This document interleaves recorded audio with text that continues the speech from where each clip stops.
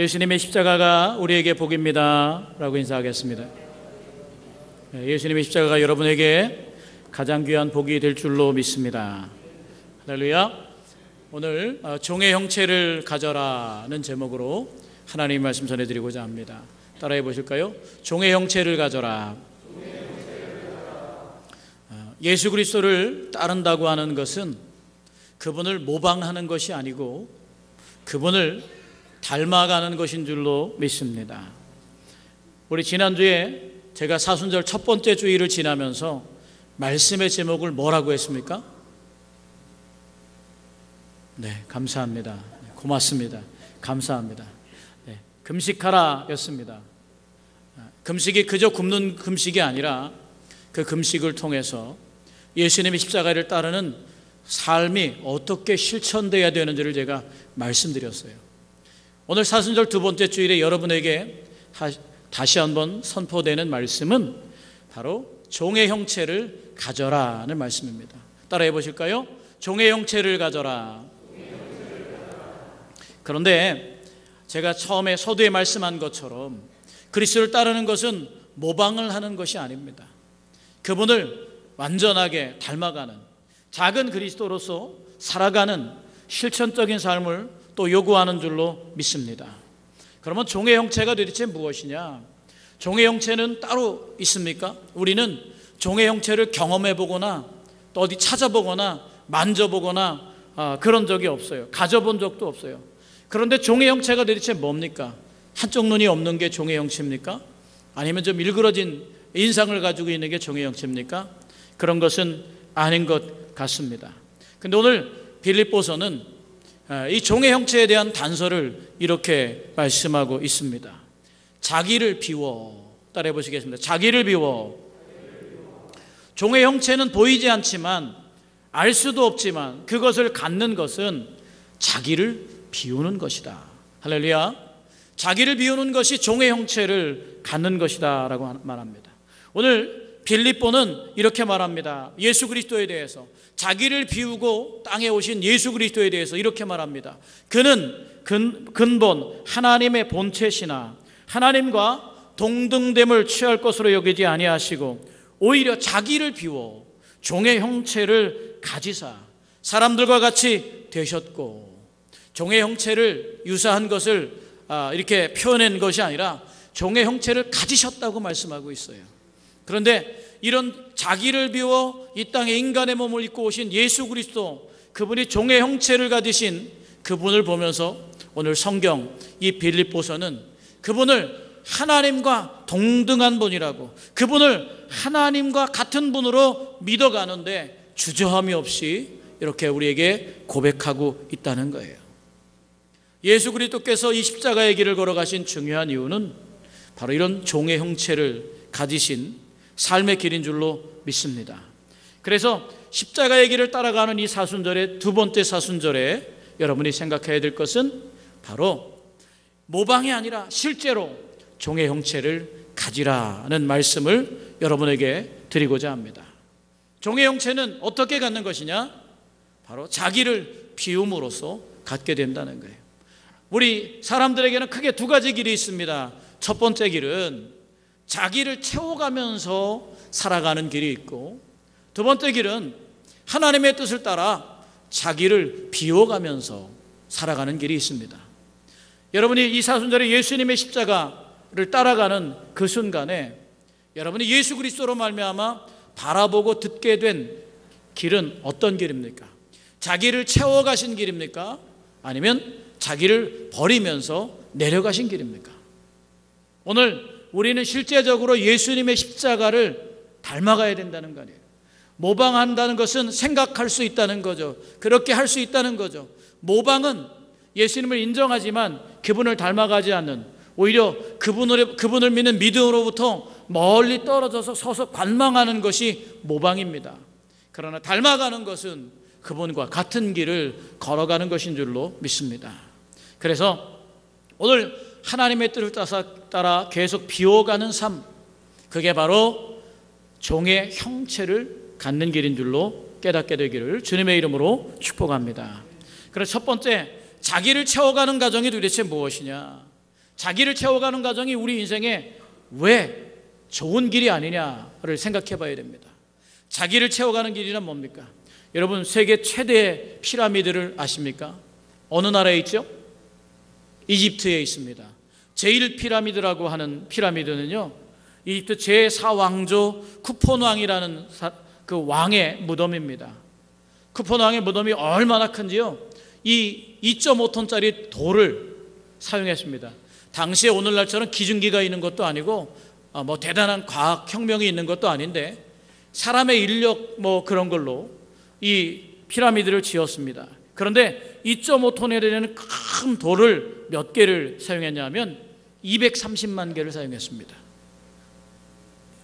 23개가 아니고 230개가 아니고 2300개가 아니고 23,000개가 아니고 230만 개를 사용하여 그 피라미드를 지었는데, 피라미드의 높이가 얼마냐 하면 144.6m, 또 그 피라미드의 폭이 밑변이 얼마냐면 230m나 됩니다.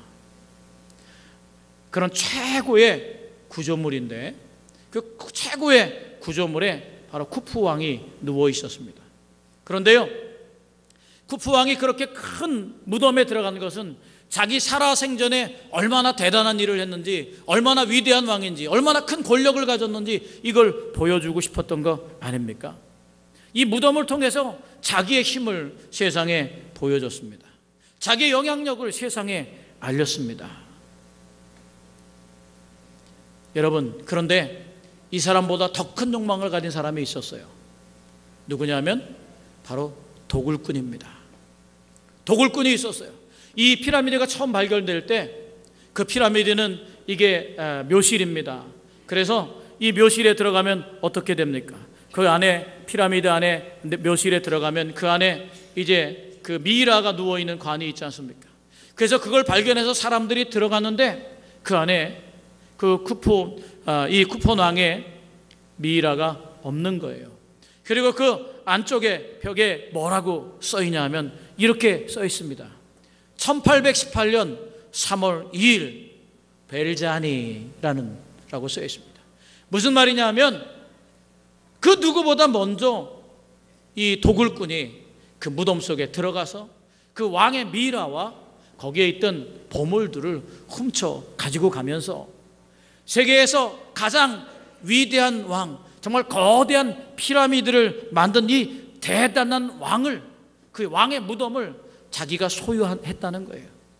이 도벌꾼은 그것을 자기가 차지하는 순간에 그 대단한 왕보다 살아있는 자기가 더 위대한 사람이라는 거예요. 자기의 욕망이 더 크고 자기가 그를 정복했다고 하는 희열과 기쁨을 그 속에서 누리느라고 거기에 1818년, 지금으로부터 딱 201년 전 3월 2일, 그리고 자기 이름 벨자니라는 이름을 빨간 페인트로 거기에 적어놨다고 그럽니다. 우리 인간의 욕망이 그렇다는 겁니다. 자기를 채워가려는 사람은 지금까지 있었던 대단한 그 피라미드를 만든 사람보다 그를 정복함으로 말미암아 자기를 더 많이 채워가려는 욕심, 그게 바로 이 도굴꾼 그 사람의 기쁨이었습니다. 그러나 여러분, 201년이 지난 이 시점에서 그 벨잔이라고 하는 그 도벌꾼은 지금 어디에 있습니까? 결국 그 피라미드 쿠폰 왕의 시신과 보물을 차지하고 정복해서 훔쳐갔던, 그래서 거기에 큰 기쁨을 누렸던 그 기쁨조차 오늘의 시간에서 보면 아무것도 아닌, 그도 여전히 이 땅 어딘가에 땅속에 묻혀서 해골에 지나지 않는 그런 삶이 되어 있을 것을 우리는 오늘 생각할 수 있다고 하는 겁니다. 해골이란 단어를 생각해 보면 해골이란 단어가 바로 우리가 아는 골고다란 단어입니다. 갈보리란 단어 역시 해골을 나타냅니다. 그 골고다에 깊이 박혀있던, 예수님이 못 박혀있던 십자가를 생각해 보십시오. 살아있는 모든 것의 미래는 무엇입니까? 살아있는 모든 것의 미래는 결국 무덤입니다. 이렇게 비참하고 처절한 인간의 욕망을 채워가는 모든 끝은 결국 무덤으로 들어가는데 거기에 종착점이 있습니다. 아무 의미가 없다고 하는 거죠. 이곳에 세워진 십자가를 생각하는 시간, 그 시간이 바로 사순절인 줄로 믿습니다. 오늘 자신의 정복을 알리려고 그 피라미드를 발굴하고 그것에 도구를 했지만 그 역시 자신의 탐욕의 기쁨은 영원한 것이 아니라는 것을 남긴 채 지금 어딘가에 땅에 묻혀서 그저 썩어간 하나의 해골에 지나지 않는 인생을 살게 될 겁니다. 세상에서 가장 멋진 구조물들이 있는데 대부분 무덤입니다. 사람들의 욕망은 영원하고 싶어서 자기의 무덤을 만듭니다. 진시황의 무덤에는 3,000병마가 함께 묻혀 있고 거대한 산보다 큰 무덤을 가지고 있고 아직도 발굴하지 못한 대단한 무덤을 가지고 있습니다. 자기 영향력을 역시 세상에 알립니다. 여러분이 아는 것처럼 인도의 타지마할이라고 하는 그런 바로 무덤이 있습니다. 타지마할은 어떤 것입니까? 이 무굴 황제의 샤자한이 자기 아내 베라를 위해 지은 세상에서 가장 아름다운 건축물, 그 타지마할이 영묘입니다. 영묘라고 하는 것은 무덤 내부를 사람이 들어가서 관람할 수 있게 만든 게 영묘입니다. 김일성 주석, 크레물린 궁전에처럼. 그런데 그 타지마할을 저는 가보지 않았지만 사진으로 보면 그 모스크 사원 같은데 그 앞에 그렇게 큰 호수가 있고 호수에 모스크 사원이 탁 비치고 파란 하늘이 있을 때 거기에 있는 모든 장식물들이 얼마나 아름다운지 모릅니다. 오늘 우리가 말한 것 피라미드도 그렇습니다. 또 모로코에도 대단한 무덤이 있습니다. 가장 아름다운 것들을 만들어서 모로코에도 바로 그런 구조물로 무덤을 만들어서 모하메드 5세의 영묘를 만들어 놨다고 그럽니다. 세상에서 가장 화려하고 대단하고 정말 굉장한 내용물을 남겼음에도 불구하고 그 속 깊은 데는 결국 죽음을 말할 수밖에 없는 그런 죽음의 자리, 그게 바로 우리 인생의 탐욕의 결과가 어떤 것인가를 보여주는 것임을 깨닫게 되기를 축원합니다. 오늘 우리가 지금 살아가고 있는 것이 언젠가 다 최종적으로 무덤에 들어갈 것이란 걸 생각한다면 우리 삶은 어떻게 해야 되겠습니까? 그런 무덤만 있는 건 아닙니다. 필리핀에 가면 거기에도 중국 사람들이 해놓은 무덤이 있고 가난한 사람들은 그 무덤에 가서 살고요. 또 저기 아프리카나 또 우리나라 독립운동가들이나 이런 러시아나 소련에 가가지고 이름 없는 묘지에 묻힌 사람들은 봉분 하나 없이 처참하게 황량하고 쓸쓸한 무덤을 가지고 있는 사람들도 있습니다. 그러나 그런 인생이든 이런 인생이든 그들의 끝은 결국 무덤 속 깊은 데서 썩어가고 있다는 거죠. 여러분, 우리면 어쩌면 오늘 생생하게 살아있는 우리의 삶의 길도 그럴 수 있습니다. 어쩌면 진시황보다 더 대단한 위력과 또 삶의 기쁨을 가질 수 있습니다. 어쩌면 피라미드를 만든 사람보다 더 위대한 사람이 나올 수 있습니다. 그럼에도 불구하고 자기를 채워가는 사람들의 최종 끝은 결국 무덤을 만들고 그 속에 들어가 누워있을 뿐이라는 사실을 우리가 생각해야 될 줄로 믿습니다. 이 사순절 기간 동안에 그래서 우리가 이렇게 고난의 십자가를 두고 예수님의 길을 따라가는 것은 우리를 채우지 않으려고 하는 바로 그런 영적인 영성 훈련인 줄로 믿습니다. 누구든 자기를 채워가려고는 인생의 끝에 죽음에 이르지만 자기를 비워가는 인생에는 새로움이 있습니다. 사순절 특별 새벽기도를 여러분 인도하고 있습니다. 사순절 기간 동안에 여러분에게 요구되는 것은 침묵입니다. 그리고 절제입니다. 지난주에 제가 금식하라 했지 않습니까? 금식은 단순하게 먹는 것을 끊는 것이 아니라 잘못된 우리 삶의 태도를 바꾸느라고 끊어내는 거예요. 미디어도 끊어내고 음주가무도 끊어내고 내가 세상에서 가장 좋아하는 거 하고 싶은 걸 끊어내고 절제해서 건강한 삶으로 돌리는 것, 그게 금식에도 큰 의미라고 제가 분명히 말씀드렸습니다. 사순절을 잘 생각해 보십시오. 제가 인도하지 않습니다. 여러 사람들이 임사자가 있어서 새벽에 나와서 묵상집을 읽습니다. 그때 우리에게 침묵과 절제를 요구하는 이유가 뭡니까? 여러분 생각해 보세요. 우리 속에는 어떤 욕망이 있는 줄 아세요? 어떤 분이 할 때는 목소리가 너무 작아요. 좀 컸으면 좋겠어요. 목소리가 너무 좀 이렇게 낭낭하지 않아요. 발음이 부정확해요. 좀 길게 했으면 좋겠어요. 너무 짧아요. 어떤 분에게는 감동이 있어요. 그러면서 우리 마음에 요동침이 있지 않습니까? 우리 마음에 그런 요동이 막 일어나는 거예요. 그런 요동이 도대체 뭡니까? 이 도굴꾼이 그 피라미드의 그 왕의 그 미이라를 채굴해 가고 그 보물을 빼앗아가면서 만족을 느끼는 것처럼 우리의 욕망은 모든 것에 있어서 내가 원하는 방식으로 그렇게 되기를 원해요. 저 사람이 내가 원하는 대로 목소리를 내줬으면, 내가 원하는 시간 안에 끝내줬으면, 그런 게 누구는 짧고 누구는 알아듣지 못하겠다고 하는 욕망이 요동치지 않습니까? 있는 그대로를 인정하고 받아들이는 것, 그게 얼마나 중요한 것인 줄 모릅니다. 그게 영적인 훈련입니다. 있는 그대로. 제가 말씀드렸잖아요. 내가 말씀을 읽어가려고 하면 말씀도 내가 원하는 대로 듣기를 원해요.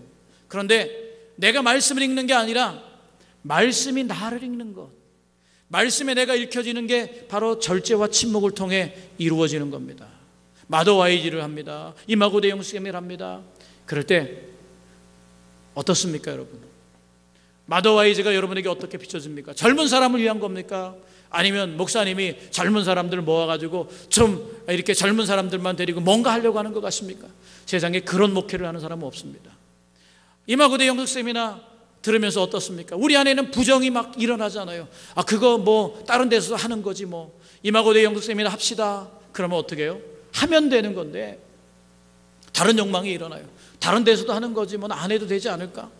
그런 생각들, 우리 속에 요동치는 파고들이 얼마나 많습니까?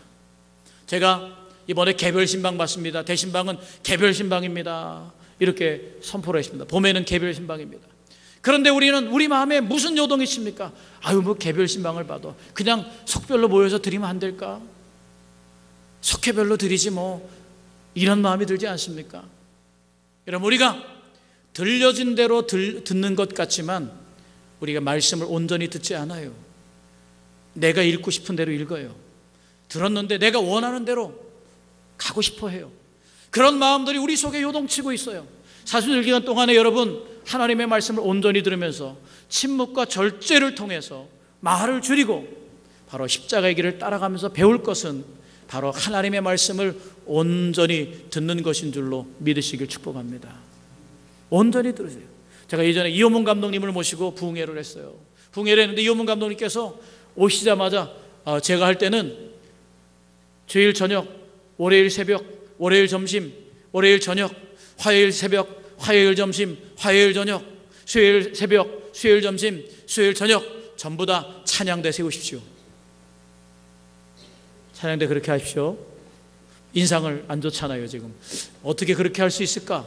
제가 그래요. 감독님, 다 직장도 가고 낮에는 사람도 없고 근데 어떻게 그렇게 할 수 있을까? 그때 감독님이래요. 그렇게 하세요. 끝이에요. 제가 했을까요? 안 했을까요? 할 수밖에 없었어요. 근데 잘 돌아보니까 그게 순종이더라고요. 나는 부정한 마음으로 안 될 것이라고 직감하고 짐작해요. 내 마음속에 요동쳤어요. 우리 성도님이 그거 못해내. 그런데요, 한 명이든 두 명이든 세우니까 서지더라고요. 하나님의 말씀을 온전히 듣는다는 것이 지금 와서 제가 믿음이 조금 자라니까 이것이 하나님의 말씀을 온전히 듣는 것이구나. 내가 해석하고 내가 원하는 방식으로 들어가고 내가 원하는 방식으로 살아가는 것이 아니라 주님의 말씀에 내가 읽혀져야 그게 진짜 순종이구나 하는 생각을 하게 됩니다. 여러분, 온전히 듣게 되기를 축복합니다. 좋다, 나쁘다. 여러분, 사순절하면서 여러 사람이 있어요. 제가 보니까 어떤 사람은 잘 표현해내고 어떤 사람은 눈물을 흘리며 간증을 하고 어떤 사람은 짧게 끝냅니다. 근데 우리 마음속에 요동치는 좋다, 나쁘다, 짧다, 길다, 목소리가 또렷하다, 흐리다, 이런 모든 그런 평가와 내 마음에 요동치는 조건들을 여러분이 제거하고 침묵하고 따라가는 시간, 그렇게 묵묵히 따라가야만 주님의 십자가를 모방하는 것이 아니라 닮아갈 수 있는 진정한 순종의 훈련인 줄로 믿으시길 축복합니다. 그게 광야하고 영적 순례로 여러분에게 드리는, 제가 목사로서 드릴 수 있는 영적인 선물의 시간입니다. 자신의 것을 채워가려고 하기 때문에 그렇게 우리 마음에 요동치는 그 요구들을 멈출 수가 없는 겁니다. 개별 신방하겠다고 하면 개별 신방하는 거예요. 그런데 그게 잘못됐다는 거 아닙니다. 이 말씀을 통해 우리 속에 우리가 하나님의 말씀을 받을 때 어떻게 요동치고 있나, 하나님의 말씀을 내가 정직하게 온전히 듣는 것 같지만 얼마나 하나님의 말씀에서 멀리 떨어져서 그분의 말씀을 바라만 보고 모방만 하고 있나를 살펴보게 되기를 축복합니다. 오늘 말씀은 종의 형체를 가져라 라고 말씀하고 있는 거예요. 자기 비움을 가져라 라고 말씀하고 있는 거예요. 이거는 모방이 아니라 실제로 그렇게 해야 된다고 말씀하고 있는 겁니다.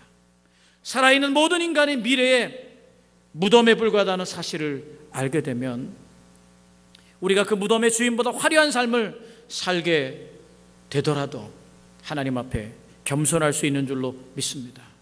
자기를 채워가는 삶이 아니라 자기를 비워가는 삶, 그게 바로 십자가를 닮은 삶입니다. 두 번째, 그럼 자기를 비워가는 삶이란 도대체 어떻게 사는 것이냐? 성경에 보면 그런 이야기들을 볼 수 있습니다. 여러분, 그 자기를 채워가는 삶, 계대결혼법이 있었어요. 룻기에 보면 특별히 나오죠. 계대결혼법이 뭐냐 하면 이 아이를 낳기 전에 사별한 여인을 위해서 그 형제 중에 그 여인에게 아이를 낳게 해주는 혼인법입니다. 그런데 지금 이해가 안 되지만 당시에는 그런 혼인법이 있어서 자기 지파에 있는 그 지분을 지킬 수가 있는 거예요. 다른 데 결혼하면 다른 데 빼앗기잖아요. 그렇게 해서 해야 되는데 이 계대결혼법의 단점은 무엇이냐? 내가 아이를 낳게 해주면 그 아이가 내 아이가 되는 게 아니라 그 아이를 내가 양육하고 그 아이를 교육하고 키워줄 뿐만 아니라 그 아이에게 재산도 물려줘야 되는 거예요.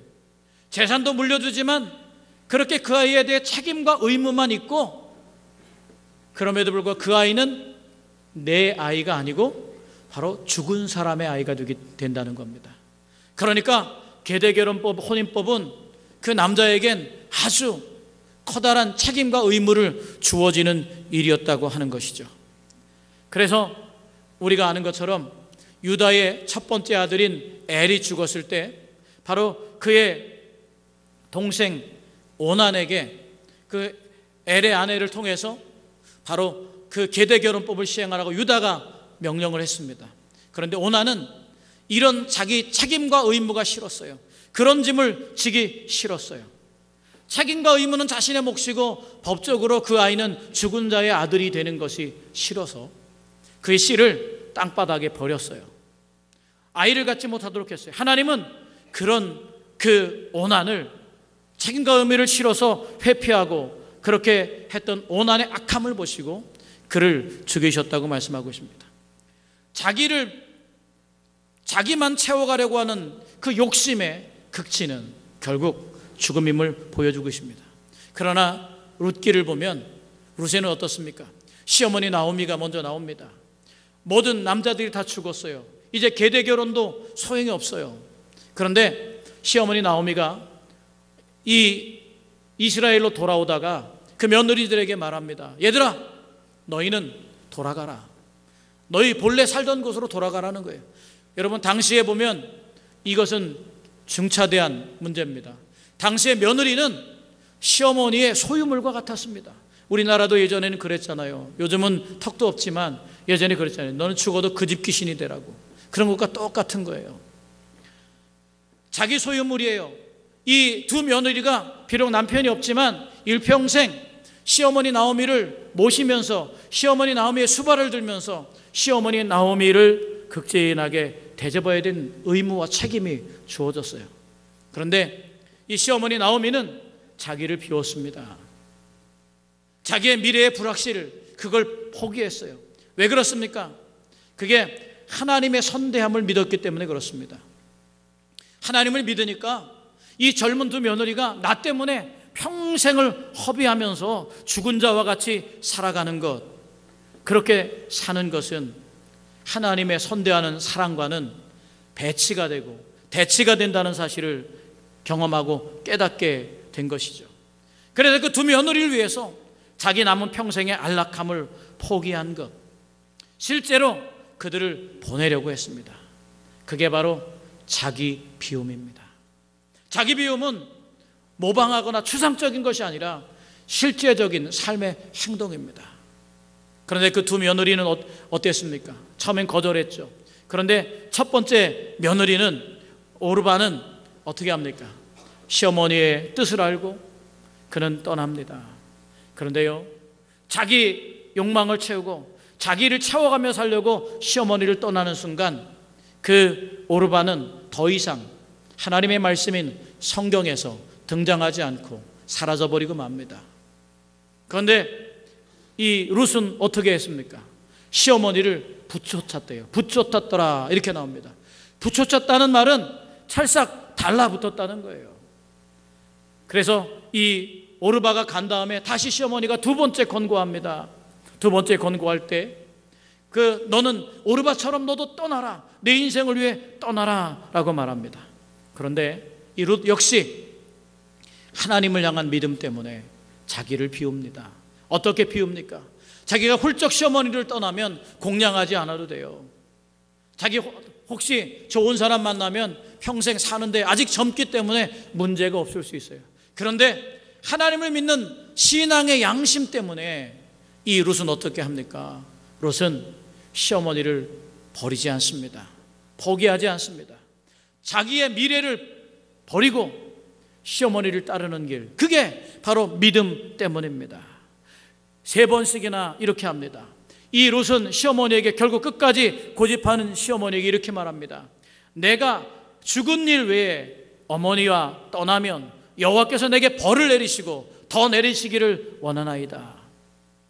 자기를 비워서 비참해지는 시어머니를 버리지 않는 것, 그게 하나님의 뜻인 걸 알고 그렇게 믿었습니다. 나오미에게 있어서나 룻에게 있어서나 믿음은 결국 자기를 포기하고 버리는 것입니다. 이것이 바로 종의 형체인 줄로 믿습니다. 책임과 의무만 있더라도, 나에게 유익이 없더라도 실제적으로 자기 삶을 버려서 타인을 살게 할 수 있는 그것이 바로 자기를 비우는 것입니다. 그런 영성을 갖는 것이 바로 종의 형체를 갖는 것인 줄로 믿습니다. 역시 그들이 만난 보아스라고 하는 남자 역시 동일하게 그렇게 했습니다. 그러나 오늘 성경은 무엇을 말씀해주고 싶습니까? 주님의 십자가의 길을 통해서 우리에게 무엇을 들려주고 싶어 하시냐, 이겁니다. 믿음의 길은 채워가는 길이 아니라 비워가는 것이라고 알려주고 있습니다. 그리고 또 이 비움으로 채워가는 것입니다. 버림으로 얻어가는 것입니다. 낮아짐으로 높아지는 것입니다. 그리고 죽음으로 부활이 영광이 있는 것인 줄로 믿습니다. 이것이 바로 예수 그리스도를 닮아가는 종의 형체입니다. 자기 비움 없이 자기를 채우려고 신앙생활하고 있는 사람은 누굽니까? 바로 우리 자신이 아닙니까? 우리 자신이 십자가의 삶에서 멀리 바라보면서 자기를 채워가는 삶이 아니라 자기의 핵심 이익을 포기하면서까지 하나님 아버지의 뜻을 실천하고자 타인을 위해서 자기를 비워가는 삶, 그 삶이 우리 삶에 실제적으로 일어나기를 주님은 기대하고 계십니다. 종의 형체를 가져라 라고 말씀하고 있습니다. 오늘 그 비움을 통해서 채워주시기 원하시는 하나님의 마음속에 오늘 종의 형체를 가지는 것을 생각만 하지 말고 오늘 지금 나를 채우는 그 길을 포기하고 미래의 일이 아니라 생각의 일이 아니라 지금 종의 형체를 가지라는 하나님의 말씀. 예수님의 십자가를 따르는 두 번째 사순절 두 번째 주일에 이제 금식하라와 더불어 종의 형체를 가지라는 하나님의 말씀이 바로 주님의 십자가로부터 여러분에게 선포된 두 번째 말씀인 것을 기억하시면서 여러분 또한 종의 형체를 갖는 귀한 참된 하나님의 자녀가 되시기를 주님의 이름으로 축원합니다.